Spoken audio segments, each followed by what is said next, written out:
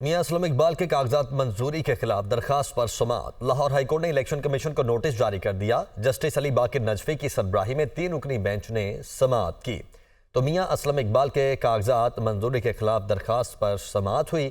Lahore high court نے election commission کو notice جاری کر دیا ہے، جبکہ جسٹس علی باقر نجفی کی سربراہی میں 3 رکنی بینچ نے سماعت کی ہے۔ لاہور ہائی کورٹ نے الیکشن کمیشن کو نوٹس جاری کیا ہے۔ محمد اشفاق ہمارے ساتھ موجود ہیں۔ اشفاق، کیا نوٹس جاری کیا گیا؟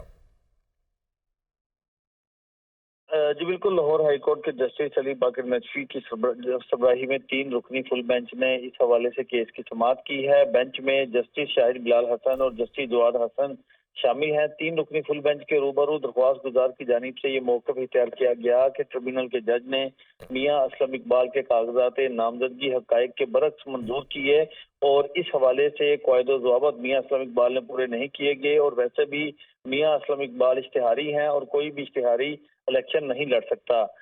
3 رکنی فل بینچ نے اس حوالے سے دائر درخواست کو سماعت کے لیے منظور کرتے ہوئے الیکشن کمیشن کو کل کے لیے نوٹس جاری کر دیا۔ ٹھیک ہے اشفاق، بہت شکریہ آپ کا۔